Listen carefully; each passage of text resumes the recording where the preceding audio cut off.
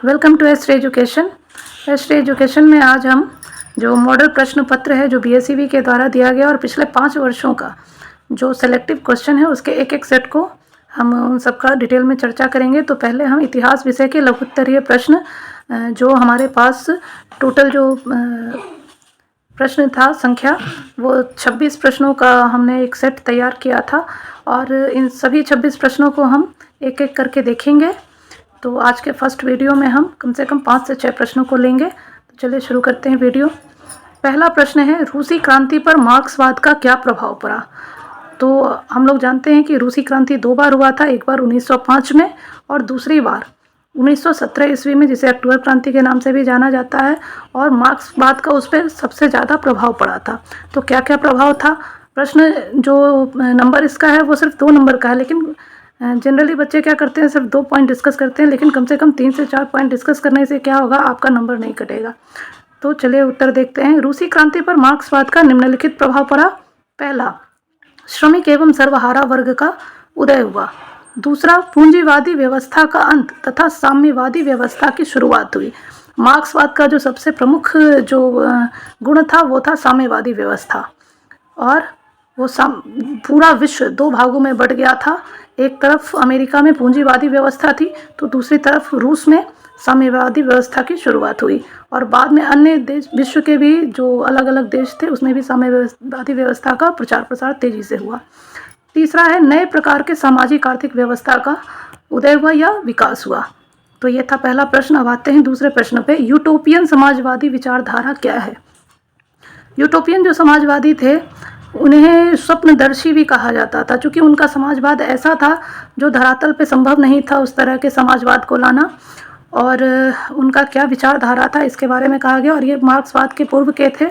तो यूटोपियन समाजवादी वर्ग संघर्ष की जगह, जहाँ मार्क्सवाद में हम वर्ग संघर्ष देखते हैं, वहीं यूटोपियन समाजवादी वर्ग संघर्ष की जगह वर्ग समन्वय, यानी कि जो भी वर्ग हो, चाहे वो श्रमिक हो, मध्यम वर्ग हो, सर्वहारा वर्ग हो, उच्च वर्ग हो, उन सब में एक समन्वय, एक भाईचारा बना रहे। और यानी कि वह क्रांति के बदले शांतिपूर्ण परिवर्तन में विश्वास रखते थे। उनका मानना था राज्य और समाज को एक दूसरे का शोषण करने के बदले मिलजुल कर प्राकृतिक संसाधनों का उपयोग करना चाहिए, न कि एक दूसरे का शोषण करना। अगले प्रश्न की ओर आते हैं। अगला प्रश्न है, खिलाफत आंदोलन का क्या कारण था। तो खिलाफत आंदोलन कब हुआ था। ये हुआ था 1919 में। 1918 ईस्वी में प्रथम विश्व युद्ध समाप्त हुआ था, और प्रथम विश्व युद्ध में भारतीयों से सहायता ली गई थी सिर्फ इस बात के लिए कि अगर ब्रिटेन जीत जाता है तो भारत को आज़ाद कर देगा। और उसी समय क्या होता है कि ब्रिटेन जो है प्रथम विश्व युद्ध में तुर्की पर आक्रमण करता है, और ओटोमन साम्राज्य के जो खलीफा थे मुस्तफ़ा कमाल पाशा, उनको जो है उनके पद से हटा दिया जाता है। तो उसके कारण पूरे विश्व में खिलाफत आंदोलन का जो है प्रचार प्रसार हुआ, यहाँ तक कि भारत भी इससे अप्रभावित नहीं था। तो खिलाफत आंदोलन का मुख्य कारण निम्नलिखित था। खिलाफत आंदोलन का मुख्य उद्देश्य तुर्की के खलीफा पद के अस्तित्व को बचाना था। एक तरफ पूरे मुसलमान जो पैगंबर साहब के बाद खलीफा को ही अपना जो है मुख्य नेता मानते थे, और उसी पद को जब समाप्त किया गया तो पूरे विश्व के मुसलमानों के द्वारा इसका विरोध किया गया और कहा गया कि इसको पुनः स्थापित किया जाए। कुछ इतिहासकार ऐसा मानते हैं कि कमाल पाशा खुद ही वो उस पद पे दोबारा नहीं जाना चाहते थे। खैर, आपको लिखना है, खिलाफत आंदोलन का मुख्य उद्देश्य तुर्की के खलीफा पद के अस्तित्व को बचाना था, जिसे प्रथम विश्व युद्ध के दौरान ब्रिटेन द्वारा समाप्त कर दिया गया था। अब चूंकि भारत में भी ब्रिटिश शासन था, तो अंग्रेजों के द्वारा भारतीय मुसलमानों से किया जाने वाला ये एक वादा खिलाफी था, तो जिसके कारण भारत में भी शौकत अली और मोहम्मद अली के नेतृत्व में खिलाफत आंदोलन की शुरुआत की गई, और जिसका नेता महात्मा गांधी को बनाया गया था। अगला प्रश्न है, जर्मनी के एकीकरण की मुख्य बाधाएं क्या थी। तो जर्मनी का क्या था कि जर्मनी जो है कई छोटे उसमें लिखेंगे हम, जर्मनी के एकीकरण की मुख्य बाधाएं निम्नलिखित है। और हर प्रश्न को अगर पॉइंट वाइज लिखा जाए तो नंबर अच्छा आता है, ना कि पूरा एकदम डिटेल में इस तरह से। तो पहला कारण लिखेंगे, जर्मनी लगभग 300 छोटे बड़े राज्यों में बटा था। उनमें धार्मिक, राजनीतिक और सामाजिक विषमताएं मौजूद थी। धार्मिक में प्रोटेस्टेंट और कैथोलिक समुदाय के जो क्रिश्चियन थे आपस में लड़ रहे थे। उसी तरह राजनीति में कहीं भी सब अपने अपने राज्यों को, छोटे छोटे जो राज्य थे, बचाने के लिए जो है वो तत्पर थे। और वहीं सामाजिक विषमताएं थी, उच्च वर्ग निम्न वर्ग का शोषण कर रहा था। अगला है जर्मनी के एकीकरण में ऑस्ट्रिया सबसे बड़ा बाधा था। ऑस्ट्रिया नहीं चाहता था कि जर्मनी का एकीकरण हो और उसका प्रभुत्व जो है जर्मनी पर बना रहे। अगला है इसके अतिरिक्त जर्मन वासियों में भी राष्ट्रवाद का अभाव था। चूँकि जर्मनी को एक राष्ट्र नहीं रह गया था, वो छोटे छोटे राज्यों में बट गया था, इसलिए राष्ट्रवाद जैसा कोई जो है भावना नहीं था।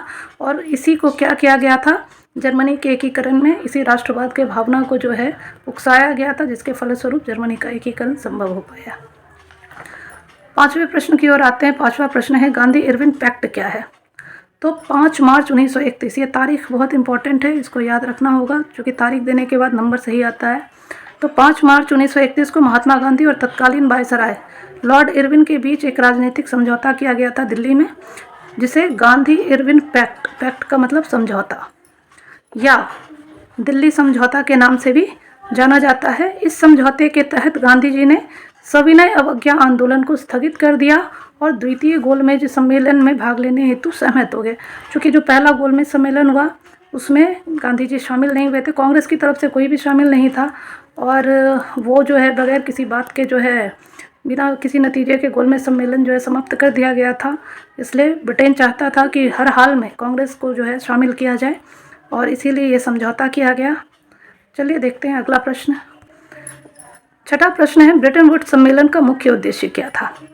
तो ब्रेटन वुड्स सम्मेलन का मुख्य उद्देश्य क्या था, औद्योगिक विश्व में आर्थिक स्थिरता और पूर्ण रोजगार की स्थिति को बनाए रखा जाए। क्योंकि इससे पहले क्या हुआ था, 1929 ईस्वी में विश्व का बहुत बड़ा आर्थिक मंदी के दौर से विश्व गुजर रहा था। तो ये सम्मेलन किया गया जिसमें कहा गया पूरे विश्व में आर्थिक स्थिरता बनाए रखा जाए और रोजगार की स्थिति बनाए रखा जाए। इसी सम्मेलन में अंतर्राष्ट्रीय मुद्रा कोष, जिसको IMF भी कहते हैं, उसकी स्थापना की गई थी। अगला प्रश्न है 7वां। चलिए इस सेशन को यहीं समाप्त करते हैं, अगले प्रश्न को अगले सेशन में डिस्कस करेंगे। अगर ये क्वेश्चन आंसर का ये जो मॉडल सेट का पहला भाग है, अगर आप लोगों को अच्छा लगा हो या इससे संबंधित कोई समस्या हो तो कमेंट बॉक्स में लिखिए। और अगर ये आपको हेल्पफुल लगा हो तो प्लीज़ चैनल को लाइक करें, शेयर करें और सब्सक्राइब करें। Thanks for watching.